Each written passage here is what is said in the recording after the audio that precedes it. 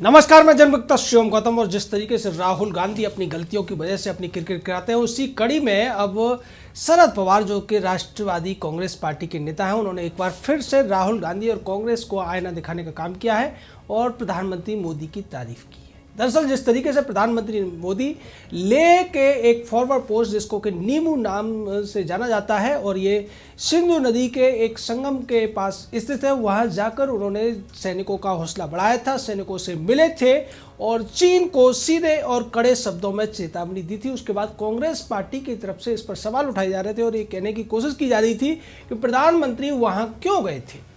साथ ही साथ कांग्रेस की तरफ से यह भी पूछा जा रहा था कि भारत के प्रधानमंत्री ने चीन का नाम क्यों नहीं लिया था। लेकिन जिस बात को प्रधानमंत्री ने कहा था, चीन के लोग समझ गए थे, जबकि उन्हें हिंदी नहीं आती है। उसके बावजूद कांग्रेस पार्टी के इस नेहरू गांधी परिवार को वो बात समझ में नहीं आई और इसके चमचों को भी वो बात समझ में नहीं आई। वही समझाने की कोशिश शरद पवार ने की और उन्होंने कहा कि जिस तरीके से 1962 में युद्ध हारने के बाद भी जवाहरलाल नेहरू और उनके रक्षा मंत्री यशवंतराव चव्हाण सीमा पर गए थे सैनिकों का हौसला बढ़ाने के लिए, उसी तरीके से भारत के प्रधानमंत्री नरेंद्र मोदी भारत के जवानों का हौसला बढ़ाने के लिए सीमा पर गए थे। और ये एक अच्छा संकेत है और ऐसा ही होना चाहिए, क्योंकि नेतृत्व को आगे बढ़कर सैनिकों का हौसला बढ़ाने की जरूरत पड़ती है। उन्होंने स्पष्ट किया कि इसमें कुछ भी गलत नहीं है और वो इससे पहले भी राहुल गांधी और उनकी पार्टी को आईना दिखा चुके हैं। जब राहुल गांधी ने ये पूछने की कोशिश की थी कि कितनी ज़मीनों को कब्जा किया है, तब भी उन्होंने कहा था कि जो लोग ये पूछते हैं कि भारत की कितनी ज़मीनों पर चीन ने कब्जा कर लिया है, इसका कोई प्रमाण अभी तक नहीं आया है। जैसा कि विदेश मंत्रालय कह रहा है, रक्षा मंत्रालय कह रहा है, उस बात पर विश्वास करना चाहिए। और अगर ऐसे लोग इस बात को पूछते हैं जो खुद सत्ता में रहे हों और उनके सत्ता में रहते हुए भारत की 43,000 किलोमीटर ज़मीनों को चीन ने कब्जा किया हो, उन्हें कम से कम अपने गिरेबान में झांकने की जरूरत है।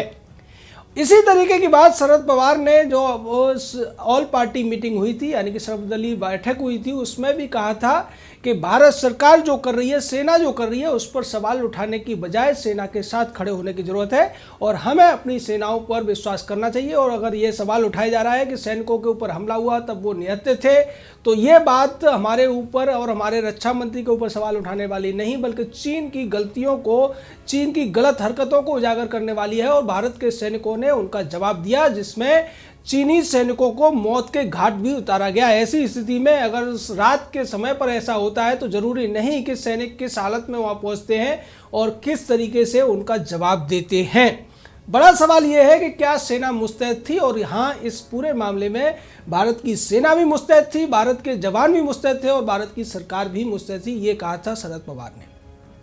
इन सारी बातों से कांग्रेस चिड़ी और कांग्रेस के एक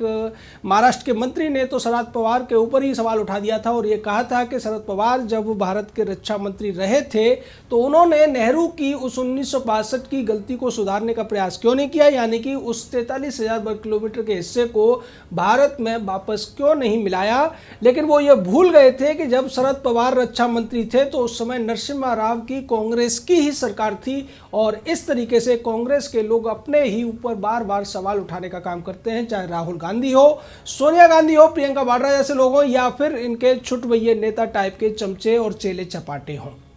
कुछ ऐसी ही स्थिति बनती हुई अमेठी में भी दिख रही है। अमेठी की भी बात करेंगे, लेकिन उससे पहले बात कर लेते हैं नेहरू के दौरे और भारत के वर्तमान प्रधानमंत्री नरेंद्र मोदी के दौरे की। नेहरू लेह लद्दाख के इलाके में तब जाते हैं जब भारत चीन से युद्ध हार जाता है और उसके 43,000 वर्ग किलोमीटर हिस्से पर चीन कब्जा कर लेता है। तब नेहरू वहां सिर्फ और सिर्फ दिखावा करने के लिए जाते हैं। लेकिन भारत के वर्तमान प्रधानमंत्री नरेंद्र मोदी तब जाते हैं, तनाव अपनी चरम सीमाओं पर है और कोई भी प्रधानमंत्री ऐसी जगह पर जाना पसंद नहीं करेगा जहां खतरा सबसे ज्यादा हो। लेकिन नरेंद्र मोदी अपनी इन्हीं चौंकाने वाली रणनीतियों की वजह से जाने जाते हैं और वो जिस तरीके से इस तरीके की चौंकाने वाली बातें करते हैं, उससे दुश्मन हमेशा हक्का बक्का रह जाता है। और ऐसा ही चीन के साथ हुआ था। उनके दौरे के 1 घंटे के भीतर चीनी विदेश मंत्रालय का बयान आया था और वहां से ये कहा गया था कि किसी भी पक्ष को ऐसी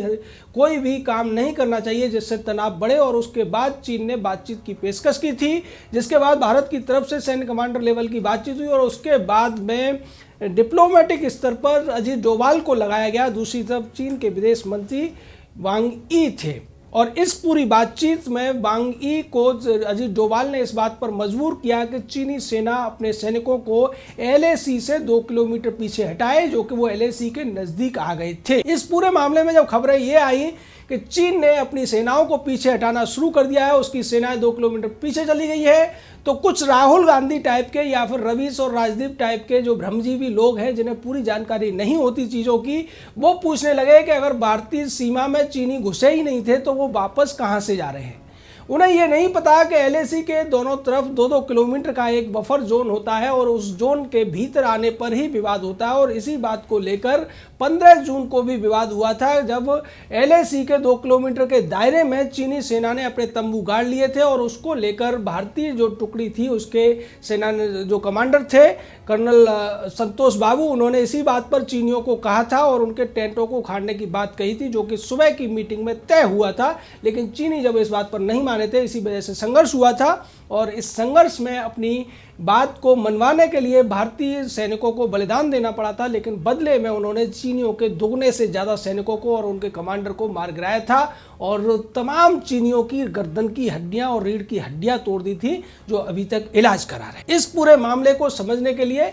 लोगों को सामरिक दृष्टि के जो मामले हैं उनको समझना होता है, लेकिन ज़्यादातर देश में जो लाल हरे चैनलों के पत्रकार हैं, खासकर स्वयंभू पत्रकार, उन्हें इन चीज़ों की जानकारियां नहीं होती है। कई बार तो सामरिक शब्दों की जानकारियां उन्हें नहीं होती और उसको गलत तरीके से वो इंटरप्रेट करते हैं, गलत तरीके से कहते हैं और तभी ये स्थिति बनती है कि जब ये कहा जाता है कि चीनी सेना पीछे हटी है, तो वो ये कहते हुए नजर आते हैं कि चीनी सेना भारतीय सीमा में घुसी थी, इसलिए अब वो उसके पीछे हटने की बात हो रही है। और आज की खबर ये भी है कि जिस तरीके से तय हुआ था अजीत डोभाल और वांग यी की मीटिंग में, जो कि वीडियो कॉन्फ्रेंसिंग थ्रू हुई थी, उसमें यह तय हुआ था कि चीन की सेना पहले 2 किलोमीटर पीछे हटेगी, भारत उस पर नजर रखेगा और जब यह कंफर्म हो जाएगा कि चीनी सेना तमाम जगहों से 2 किलोमीटर पीछे चली गई है, यानी कि उस स्थिति में चली गई है जो कि अप्रैल 2020 से पहले की स्थिति थी और भारत और चीन के बीच में एक तयशुदा स्थिति है, तभी भारतीय सेना भी अपने जो सैनिकों का जमावड़ा है उसको पीछे करेगी। और ऐसा हुआ। आज खबर आ रही है कि पेट्रोलिंग पॉइंट 15 और हॉट स्प्रिंग और उसके अलावा जो गोगरा पोस्ट का इलाका है, उन इलाकों में चीनी सेना 2-2 किलोमीटर पीछे चली गई है। इसको लेकर भारतीय सेना 72 घंटे से निगरानी में भी लगी हुई थी और ये तय किया गया था कि 72 घंटे के अंदर अगर चीनी ऐसा करने में सफल नहीं रहते या ऐसा नहीं करते हैं तो भारतीय सेना पीछे नहीं हटेगी और चीन को फिर से दबाव में लिया जाएगा।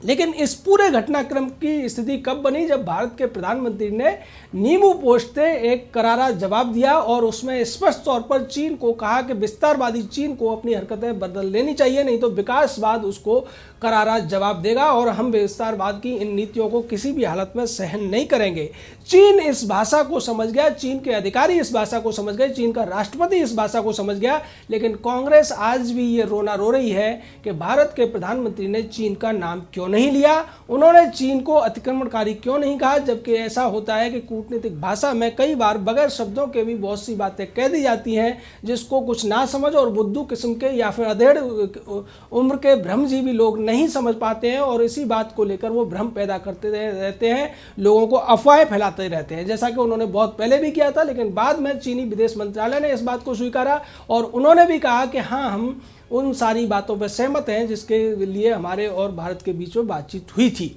तो ये एक कूटनीतिक दाव था जो प्रधानमंत्री नरेंद्र मोदी ने चला और उसका असर भी हुआ। लेकिन कांग्रेस पार्टी फिर भी इस पर विवाद करती नजर आई। इसी की बात को आगे बढ़ाया शरद पवार ने और उन्होंने स्पष्ट कर दिया कि भारत के नेतृत्व ने जो किया है वो वास्तव में वही है जो एक अच्छा और कुशल नेतृत्व, मजबूत नेतृत्व कर सकता है ऐसी स्थितियों में।